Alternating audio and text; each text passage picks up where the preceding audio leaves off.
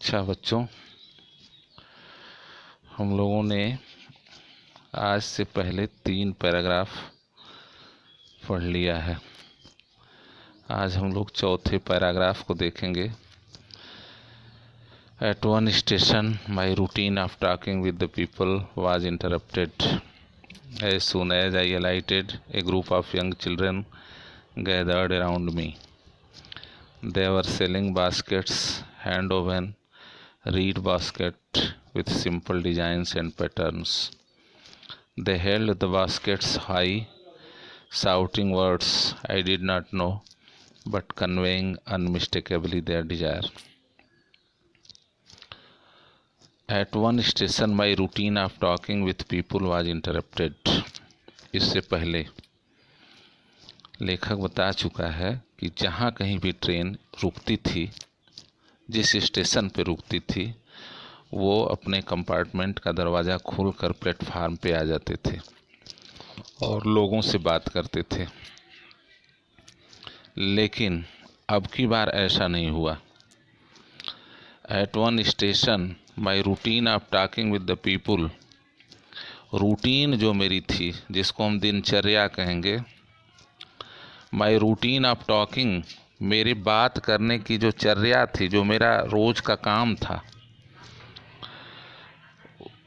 With the people, लोगों से, was interrupted, वह बाधित कर दी गई, उसमें बाधा डाल दिया गया। अर्थात मेरे बात करने का जो क्रम था लोगों से, वह बाधित हो गया। As soon as I alight, किसी डिब्बे से या किसी वाहन से नीचे उतरना। तो एज सुन एज आई एलाइटेड, ज्यों ही मैं नीचे आया कंपार्टमेंट से, ए ग्रुप ऑफ यंग चिल्ड्रेन, छोटे बच्चों का एक समूह, गैदर्ड अराउंड मी, मेरे चारों ओर जुट गया, इकट्ठा हो गया। देवर सेलिंग बास्केट्स, वो टोकरियाँ बेच रहे थे। विशेषता क्या थी उनकी टोकरियों की? हैंड ओवन, हाथ से बुनी हुई, हैंड और वीव का पास्ट पार्टिसिपल फॉर्म वोवेन है, तो हाथ से बुनी हुई टोकरियाँ वो बेच रहे थे। और रीड बास्केट्स, रीड की बनी हुई टोकरी, एक प्रकार का जंगली पौधा, उस जंगली पौधे की बनी हुई टोकरी, with simple design and pattern, और वो टोकरियाँ बिल्कुल साधारण डिजाइन तरीके की थी, उनका पैटर्न, उनका तरीका, उनका ढंग भी बिल्कुल साधारण था। दे हेल्ड द बास्केट्स हाई, उन्होंने टोकरियों को ऊपर पकड़ रखा था। ऊपर पकड़ने का अर्थ यहाँ ये है, जैसे भीड़ में कोई भी सामान बेचने वाला अपने सामान को अपने हाथ में पकड़ करके ऊपर उठा लेता है ताकि लोगों का उस पर ध्यान चला जाए। और अगर दूसरा अर्थ करेंगे तो ये भी कर सकते हैं कि टोकरियों को उसके टॉप पे पकड़े हुए थे, लेकिन ये उचित अर्थ नहीं होगा। और शाउटिंग वर्ड्स, अपनी बात चिल्ला रहे थे, अपनी बात कह रहे थे। आई डिड नॉट नो, मैं नहीं जानता कि वो क्या कह रहे थे, क्योंकि वो तो हिंदी बोल रहे थे अथवा स्थानीय भाषा बोल रहे थे। लेकिन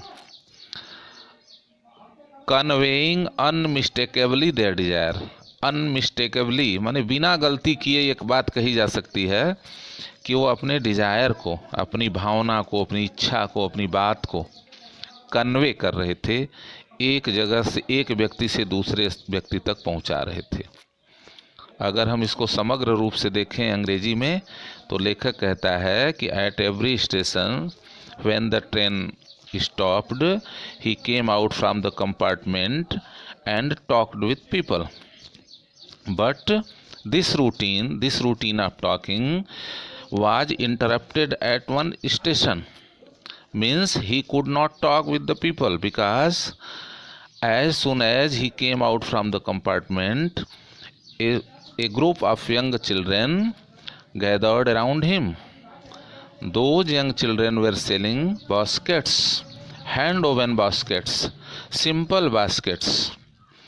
They held the baskets high, means They had caught their baskets in their hands, lifting up, and they were shouting their words. The writer says that he could not understand their languages, but he understood, surely he understood that they were willing to sell their baskets. इस तरह से ये चौथा paragraph पूरा हुआ। अब हम पांचवें पैराग्राफ को देखेंगे।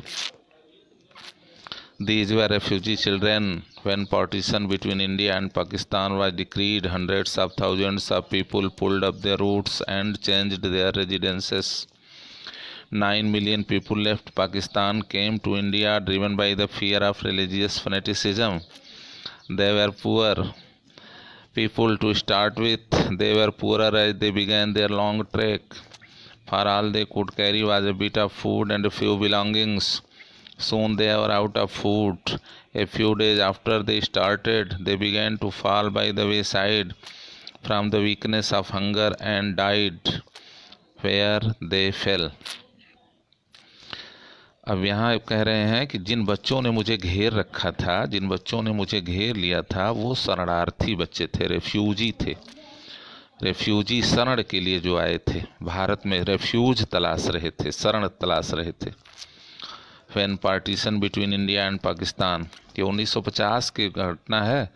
उस समय 47 में बंटवारा हुआ था और उसी के आसपास की घटना है। तो कह रहे हैं कि when partition between India and Pakistan was decreed, जब तय हुआ, निश्चित हुआ भारत और पाकिस्तान का बंटवारा, एक नया देश पाकिस्तान बना, तो hundreds of thousands of people, सैकड़ों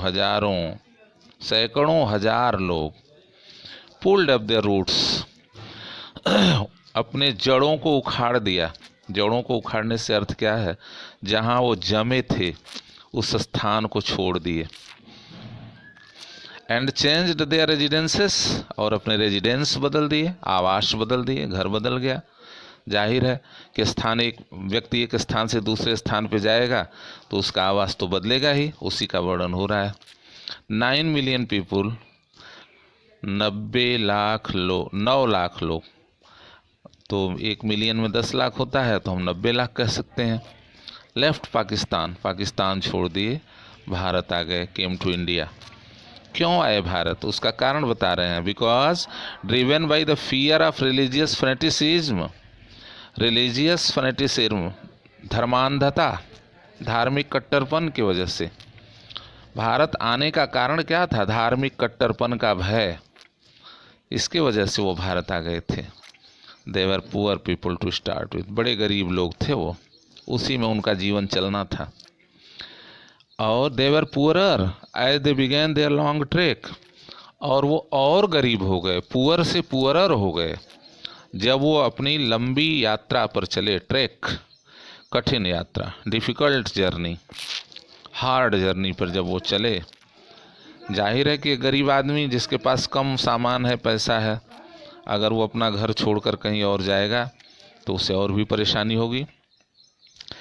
क्योंकि ऑल दे कुड कैरी, क्योंकि वो जो कुछ अपने साथ ला सकते थे वो बिट ऑफ फूड, वो थोड़ा सा भोजन था उनके पास और कुछ नहीं था। फ्यू बिलोंगिंग्स, कुछ सामान थे। आप समझ सकते हैं कि अगर कोई व्यक्ति अपना घर छोड़कर कहीं जा रहा है तो अपने साथ क्या ले जा सकता है? अपना बिस्तर नहीं ले जाएगा, अपनी चारपाई नहीं ले जाएगा, अपना बर्तन नहीं ले जाएगा, अपना अनाज नहीं ले जा सकता। उतना ही ले जा सकता है जितना वो ढो सकता है अपने पास। तो वो थोड़ी सी सामान उसके पास थी। और सून दे वर आउट ऑफ फूड, और बड़ा जल्दी ही उनका भोजन भी ख़त्म हो गया, आउट ऑफ फूड हो गया। जैसे पैसा हमारा समाप्त होता है तो हम कहते हैं अभी I am out of money, इसी तरह से भोजन समाप्त हुआ तो आउट ऑफ फूड हो गए, भोजन से बाहर हो गए। अब इसको सुनने में कैसा लग रहा है, लेकिन सब अर्थ यही है कि उनका भोजन समाप्त हो गया। ए फ्यू डेज आफ्टर, कुछ दिन पश्चात, दे स्टार्टेड, जब वो चले थे, they began to fall by the wayside, बेचारे सड़क के किनारे गिरने लगे। क्यों? From the weakness of hunger, इतना भूख से कमज़ोर हो गए थे, भूखमरी से। भुखमरी की स्थिति थी। एंड डाइड, मर जाते थे। वेयर दे फेल, जहाँ कहीं वो गिर पड़ते थे। Fall, fail, fallen, fall means गिरना, पड़ना, जहाँ कहीं वो पड़ते थे, जहाँ कहीं वो गिरते थे वहीं उनका प्राणांत हो जाता था। अब इसको अंग्रेजी में देख लेते हैं। तो लेखक कहता है कि at one station when I was trying to talk with people, a group of young children gathered around me, and these children were refugee children, the people who had come to India for shelter. These were the sons and daughters of those people.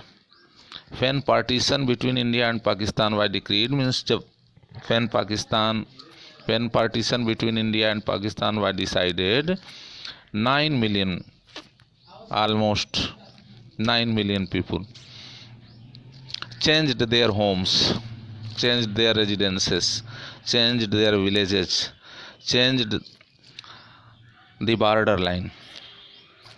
From Pakistan, people came to India due to the fear of religious fanaticism, जिसको हम conservatism भी कह सकते हैं, रूढ़िवादिता की वजह से, और ड्यू टू ऑर्थोडॉक्स बिलीफ, कट्टरपन सोच की वजह से भी कह सकते हैं। They were poor people, means the people who came to India from Pakistan, they were very poor, and they became more poorer when they started their long and hard journey. क्या कारण था, उसका कारण बता रहा है। Because they were poorer, because they had little money, they had little food, because when they left their homes they could not carry much more things with them. They could only carry the bearable things, जो ढो सकते थे उन्हीं को ला सकते थे। And when they started their journey, very soon they are out of food, and after some time, due to the weakness of hunger, on account of weakness of hunger, due to starvation, they began to fall the roadside, wayside, and wherever they fell, they died. Thank you.